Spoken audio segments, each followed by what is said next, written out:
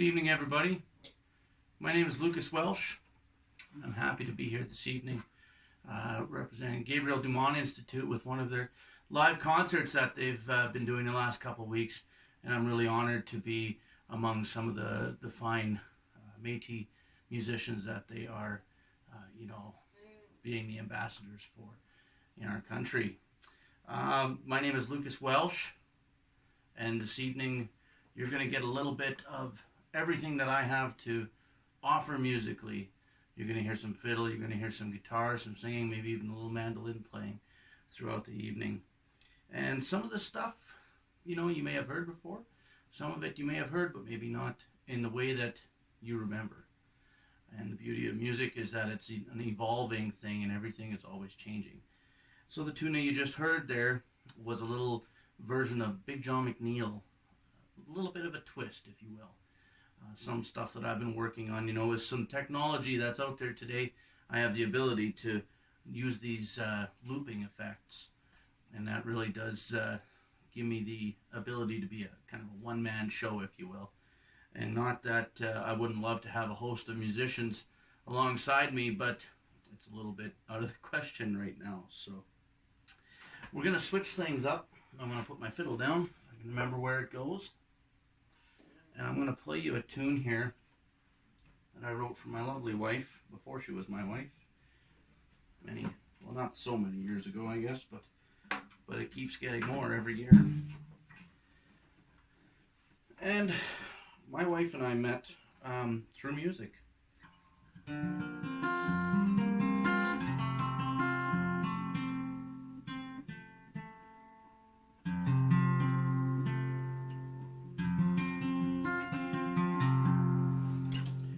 And I waited quite a while, before I felt that it was maybe the right time, if you will, to see if my wife would be interested in going out on a date with me. And funny enough, she said yes right away when I asked her out. And when I asked her on the second date, then all of a sudden, maybe. And a good friend of hers kind of gave her a push and said, well, it's not like you have to marry him. But turns out that she did have to marry me. And so I wrote her a song. It's the least I could do. And so this is a little guitar melody that I wrote for her called Waiting for Anne.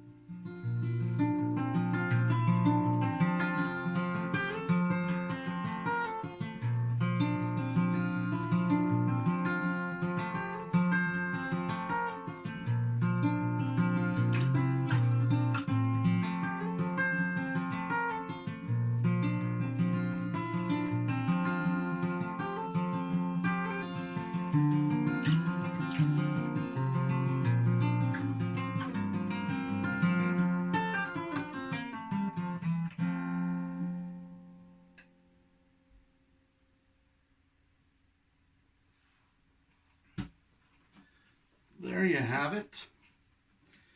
You know, with all the stuff that's been going on in the world, in our own country and province, we see a lot of, you know, everybody's at home and they're, you know, writing new tunes and looking back on things in their lives, maybe moments that have, you know, affected them or changed their lives. And then on Facebook, you get all these posts about, you know, post 10 pictures of 10 albums that, you know, changed you musically.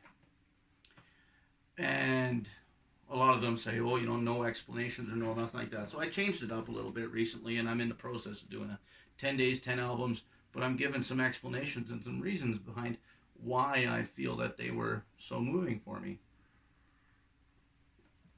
And I think when I played that song, Waiting for Anne, when I was 14 years old, I got a great opportunity for a snot-nosed kid from Blaine Lake, Saskatchewan, to be part of a musical theater by the great Connie Calder. And it was in Rostern at the Station Arts Center. I moved away from home for 2 months. I lived in Rostern with a bunch of the cast. And the one guy introduced me. I got introduced to a lot of great music out there.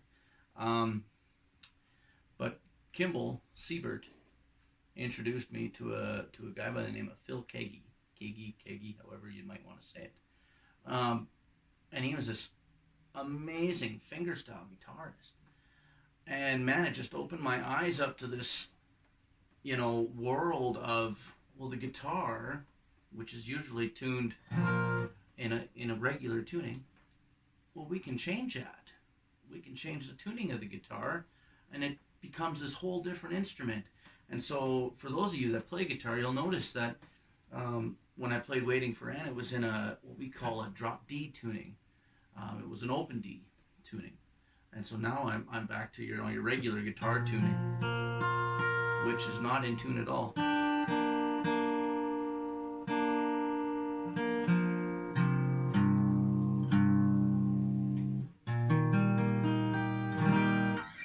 And so anyway, those are the kind of things that I've been thinking about a lot in my life, you know, influences on my life. You know, when I think about guitar playing, I think about guys like Eric Clapton and Tony Rice, you know, for the bluegrass fans, and so many legends out there. And so the next song that I'm going to do for you is an original song. I guess you might say I haven't been maybe brave enough to do a lot of my own original songs, play lots of original fiddle tunes, lots of original guitar tunes, because I feel I'm better at those. But original songs isn't something that I've really sang a lot of in public. And so this one here is one that my wife and I wrote quite a few years ago, and we called it Rainy Days. I hope you enjoyed it. And if you don't tell me.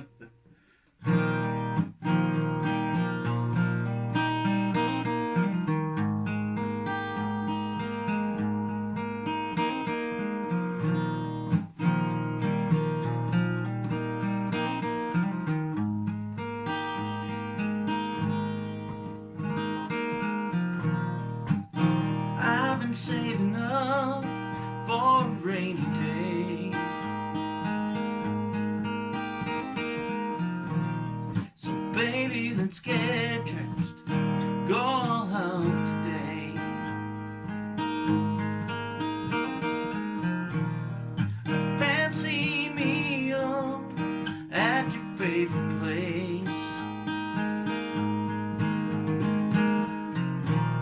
Time has no meaning, we're not getting paid. Or we could just stay and lay in bed all day. Stare at each other like when we started.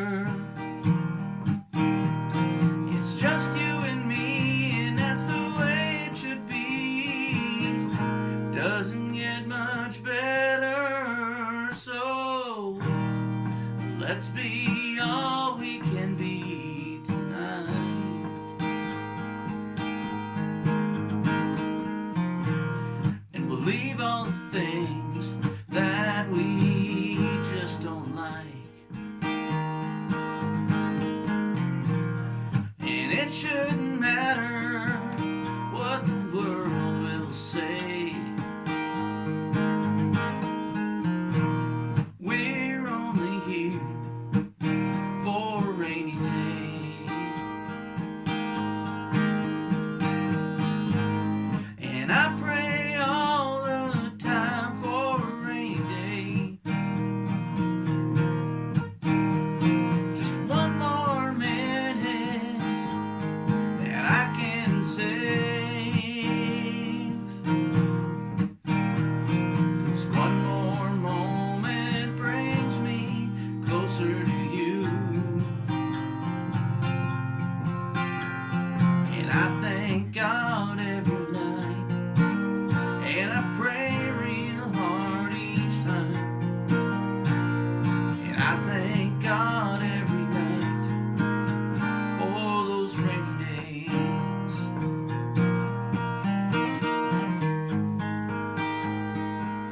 For those rainy days.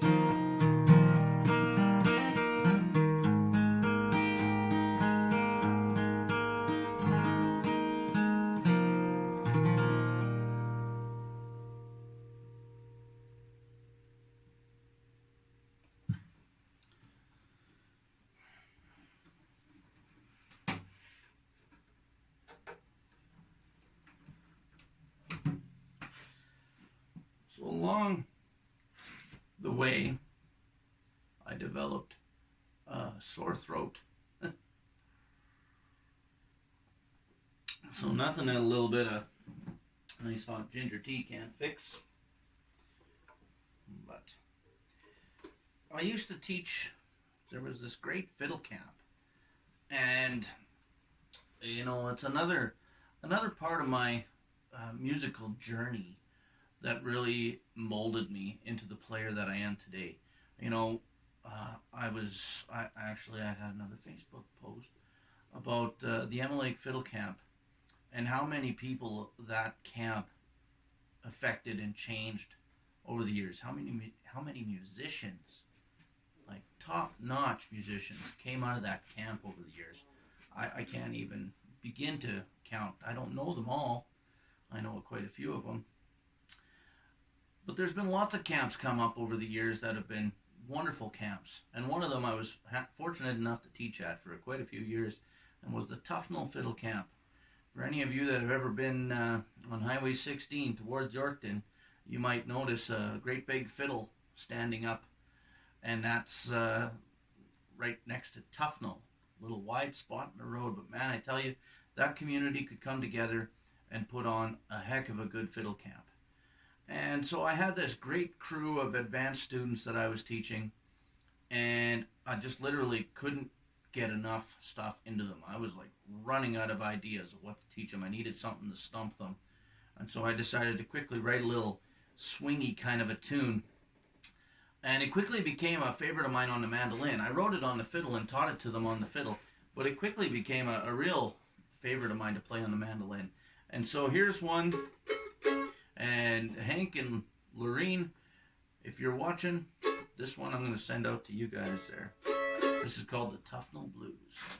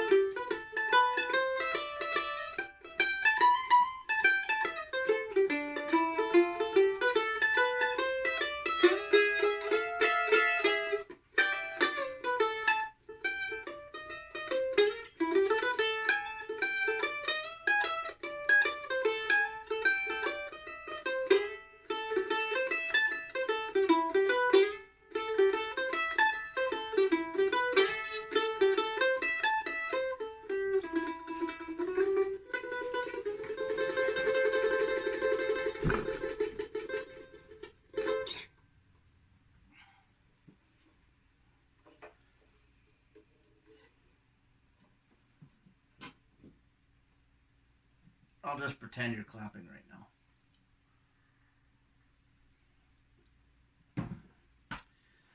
Well, the fiddle was my first real instrument. And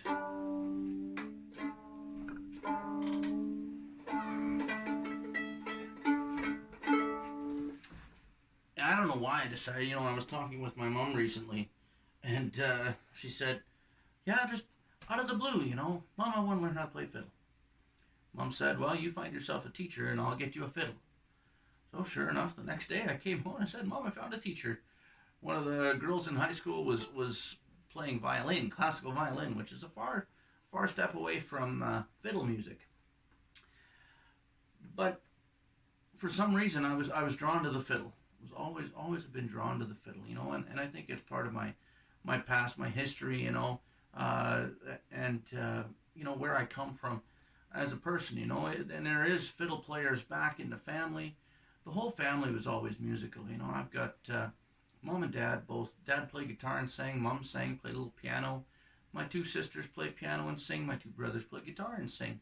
And then it goes back. Grandma played fiddle. Grandpa played, one of my grandfathers played fiddle, And so it definitely, it goes back and right back to, some of my Métis roots, which leads me right back to Batoche. That's where a lot of our Métis ancestry comes from in my family, right at Batoche.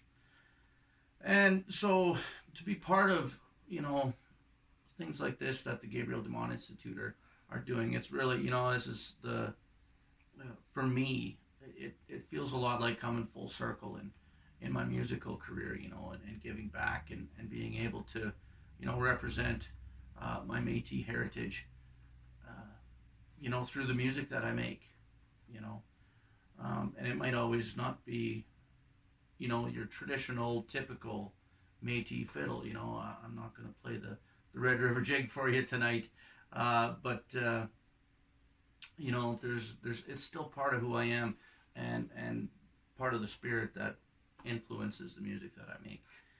And so with fiddling, I'm kind of tuning a little different here,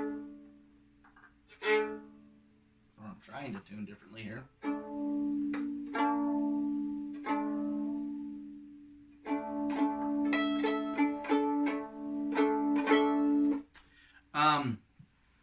I have quite a few influences with fiddle, my traditional, kind of your Canadian fiddling that happens here. We've got a few different varieties within Canada.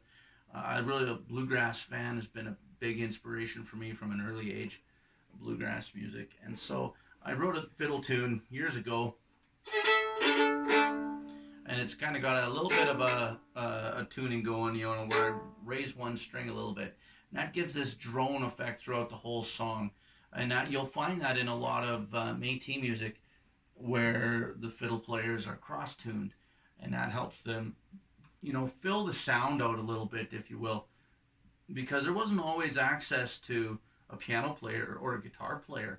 A lot of times it was a fiddle player with his feet getting the gallop of the horse going, that rhythm. And so the tune that I'm going to play for you here, I wrote and I called it Two Girls, because at that time I had two daughters. I now have three daughters and a son, so I'm not sure what the next tune is going to be, but I tell you, it's a handful. Maybe that'll be the name, a handful. So anyway, here we go with a little reel that I wrote called Two Girls.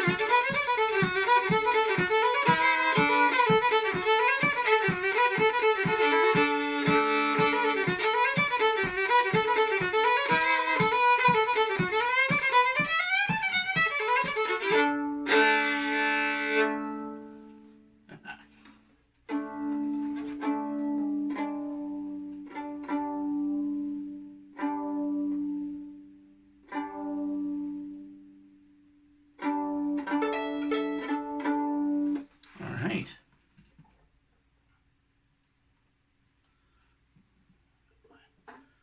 Trusty little fiddle stand here. Works pretty good.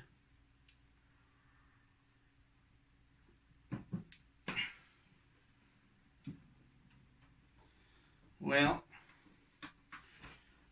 I don't think you grow up on the farm in Saskatchewan without hearing a little bit of country music now and then. And I was, pretty fortunate to hear a lot of it live from my mom and dad. Big Don Williams fans, and I don't have a great voice for Don Williams stuff. He's coffee black, cigarette. He's pretty low. So, but the classics, have always held a little more appeal to me than a lot of the newer flavor country out there today. And I don't know, I feel like somewhere along the way, country kind of lost a little bit of that country feel and became, new country, which is okay. And I think every music has that to a certain point. Without evolving, things go stale. But I think it's important to always make sure we remember, the music that made us and the music was the start of making the music that we have today, if that makes any sense. It's always going to evolve into something different, and hopefully at some point, it all kind of comes full circle again, and we get back to having, more of your Hank Snow and, Merle Travis and some of the real classics, out there. So the next tune that I'm going to play for you is a classic that I've been doing for a while now, singing a country classic, and I hope you enjoy it. It's called Crazy Arms.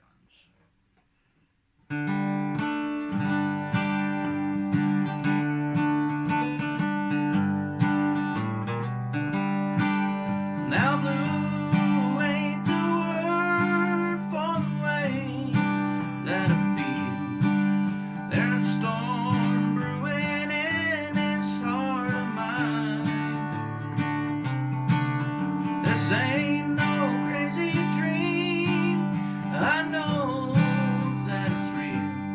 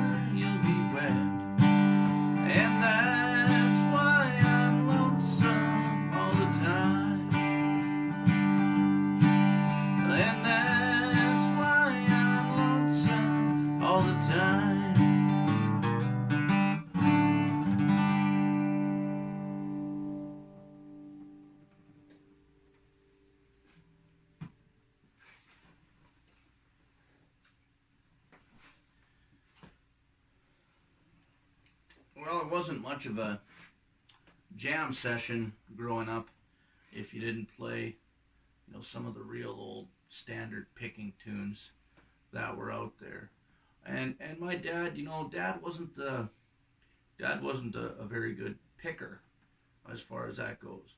Dad was a real good rhythm guitar player, which was great because that's, as a fiddle player, that's what you need the most of is a good solid rhythm player.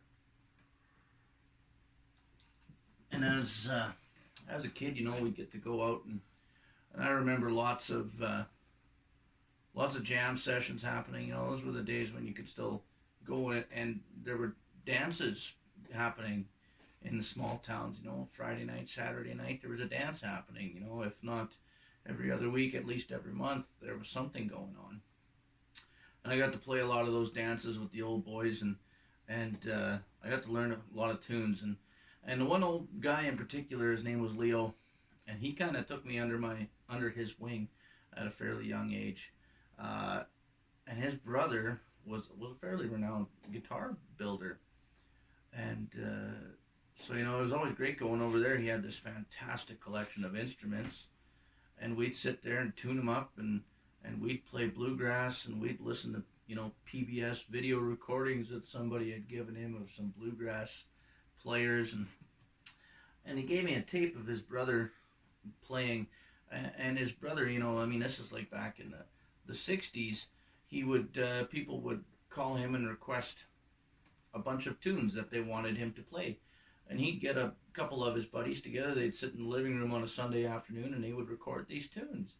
And he would send these people these tapes, it's, we charge for that nowadays, and he was just doing it because he loved the money. Or he was just doing it because he loved the music, not the money. I don't think he had a lot of money. And I got one of these tapes, and on this tape, he's playing all these standard, old standard tunes, Under the Double Eagle, Wildwood Flower, Freight Train, and then he'd throw in some, like some jazz standards, like, Mona Lisa, and, just a pile of great tunes. I can't even think of them all right now. And so over the years, I've tried to learn as many of them as I can on the guitar and try and play them the way that Frank played them. And so I'm going to play you a little set of guitar tunes that I've kind of mashed into a bit of a medley, and I hope you enjoy them. So see if you can think of the names to the tunes, and hopefully I play them in a way that will make that possible for you, and then we'll see how many you get right at the end of the set here.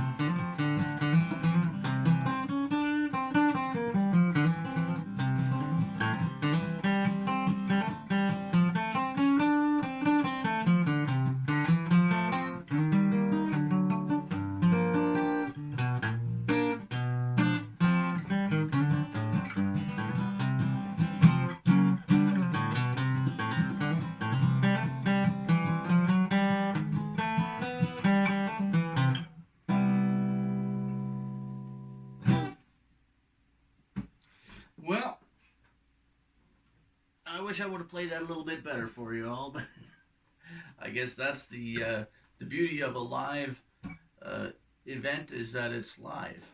You know, if you were sitting there and listened, I would have still made the same little mistakes, and it would have been the same show.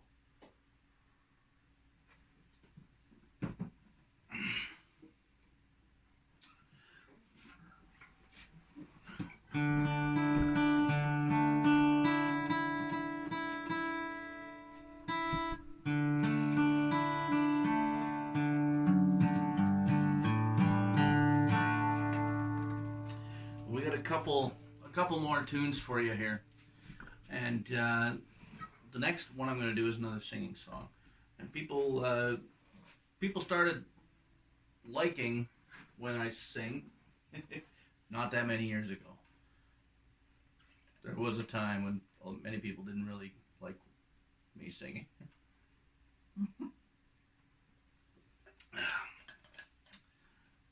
I think one of the probably one of the best learning points in my career was when two things happened. I started working in the recording studio, recording on other people's albums. And boy, you think you're pretty good. I was playing all this fast, flashy stuff, and I thought I had the world by the tail there for a while. And then I got into the recording studio. Well, let me tell you, in the recording studio, you realize really quickly how inadequate you can be. The computer doesn't lie. The computer is not your friend. And it doesn't care, how good you look or how fast you play. If you're out of time, if you're playing the wrong note at the wrong time, and if you can't be steady in time, it lets you know in an awful hurry. And, so when I started working in a recording studio, that was definitely a career changing, not career changing, a life changing, let's say, point in my musical career. The second, I would say, has to have been when I started working with a group called the Rawling Brothers. And I was I was pretty young. I was pretty full of myself, and those guys were fantastic musicians, and they taught me about playing more than just a bunch of notes. They could have been the right notes technically, but they weren't always the right notes to be playing, and that might not seem like a big thing to many people, but there's a lot of notes out there that don't belong in certain songs, and sometimes a song just needs the real basics to sound good, and it doesn't need all this schlock, for lack of a better term or a more dignified term. And anyway, the Rawling Brothers had that. They had this beautiful way of making music come to life with very little. There was 4 of us traveling together, all acoustic instruments, and sometimes we didn't even, sometimes only 2 of them were playing at a time, and that's all that the certain songs needed. And so when I play music, I try and bring that out. I mean, yes, I can play some flashy stuff when I want to, and I try and be tasteful in everything that I do. And the next song that I'm going to sing is a song that I've always just done, me and the guitar, because I don't think it needs any more than that. The words are so powerful in this song, and this is not a song that I've written myself. This is a song that I fell in love with, 25 years ago, by a bluegrass band out of the States called Third Time Out, and it's called New Faces. And this song just speaks to everything that I think almost everybody at some point in their life feels.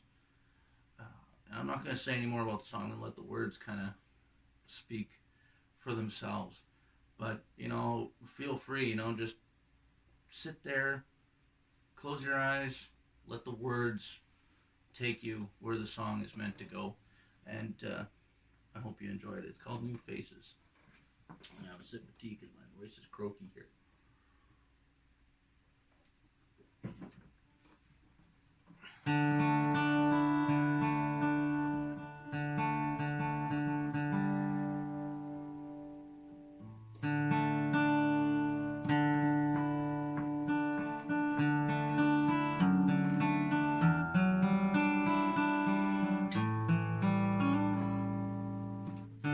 Highway sign said the Georgia line was only 20 miles away.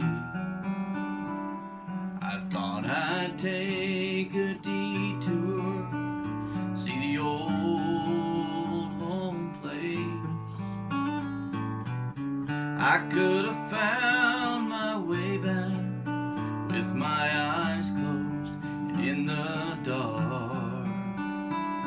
This old dirt road ain't on the map. I know the way by heart. And the house still looks the same, though the name on that old mailbox has been changed. And the tractor turns the earth that my daddy and the mule had plowed up first. As the memories return and my eyes begin to burn, this old place has new faces in the fields. The rocking chair on the front porch moved from a sudden wind. It's almost like my mom and dad are sitting there again.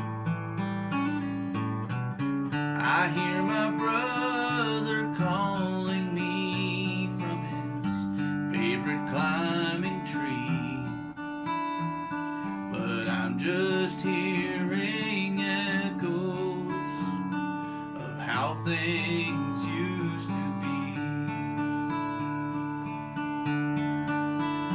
And the house still looks the same, though the name on that old mailbox has been changed. And the tractor turns the earth that my daddy and the mule had plowed up first. And as the memories return and my eyes begin to burn, this old place has new faces in the fields. This old place has new faces in the fields.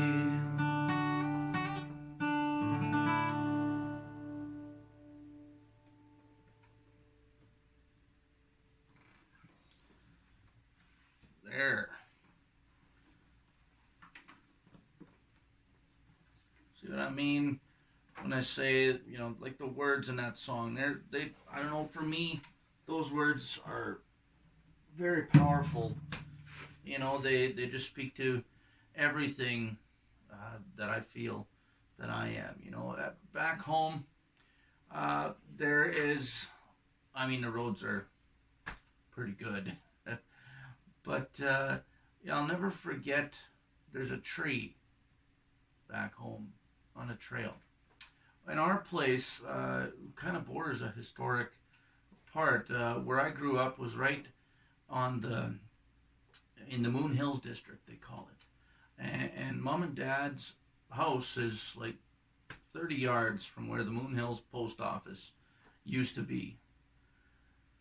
And the Moon Hills was where, the Thickwood Hills and the Moon Hills, lots of the Métis fled from Batoche and the area into the hills, for higher elevation. They could see, when forces were coming and stuff like that. But our house, the trail that goes through the land, is actually part of some very old roadways, that were the trails, between the forts and between Battleford and Batoche and all through, those areas. And along that trail, there's a tree. And I can remember as a boy, going out into the woods, and I remember finding this tree one day, and somebody at some point in time had scratched the word wolf into this tree. And it was all scarred over, and I don't know why that sticks with me, but I think of that tree so often. That's always probably always gonna be there. And somebody wanted to write that on a tree for some reason. And those are the kind of things, that you're always gonna remember. They're always gonna guide you back home. Everything else could be gone, but, maybe that tree would still be there. The land that my mom and dad broke, from bush and brush to farmable land. It's going to be there. And, yeah. So...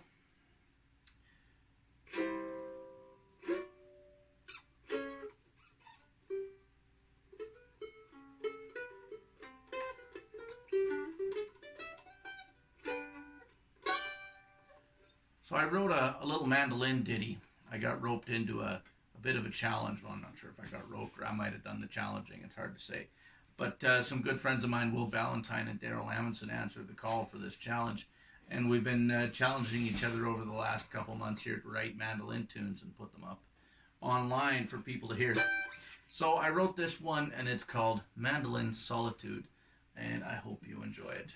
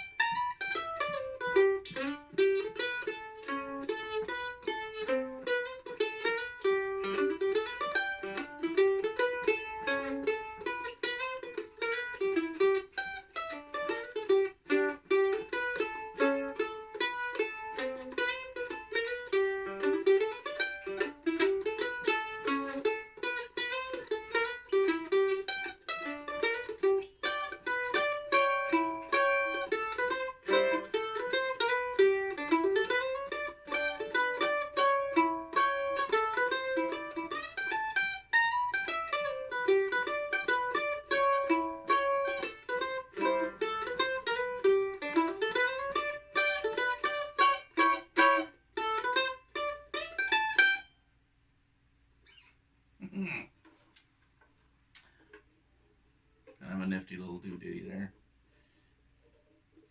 Well, I think the time has come for our wonderful little concert here to be over. And I can't thank the Gabriel Dumont Institute enough, and Karen Schmann and David Morin for, spearheading this project and putting it together and helping out some artists and, really keeping music out there and alive in a time when music has kind of been put on the back burner, as sad as that is. And I shouldn't say back burner, because you know what? We're pretty resilient musicians. We kind of get kicked around a little bit here and there, and maybe undervalued, underappreciated sometimes. And I've seen a lot of great things coming out of this whole pandemic that we're in. A lot of good friends of mine, musician friends, they're coming up with ingenious ways to keep music going, keep music in households, keep kids active with music, students learning, shows happening like this. And so I'd really encourage you, if you're watching this and, you have the ability, the means, to look up some of your local musicians. Give them a like on Facebook. Give them a thumbs up on YouTube. Maybe you like what they do. Maybe you want to buy an album. There are hundreds, thousands of musicians in Saskatchewan, in our country, that would love a nod from you right now and some support. So, again, a big thanks to the Gabriel Dumont Institute, Karen Schmann, who's a wonderful ambassador for us musicians in the province and really the country. And David Morin for helping put this all together. And I'm going to leave you with one last original fiddle tune. A little hair stuck. And this is a really slow air that I wrote a number of years ago. And I just like the way that it sounds, and I'm not very ingenious when it comes to naming things. And so I simply call it air. Yes, that's right. Air. Not very ingenious at naming things. So here you go. And, I sure appreciate anybody and all of you that have tuned in to listen to me this evening. You can check out my Facebook page. If you search Lucas Welsh or Everything Strings. And then I'm online, lucaswelshmusic.com. If you want to listen to more, I'm on YouTube and feel free. Check me out. Check any of your any other musicians that you can find, and stay safe.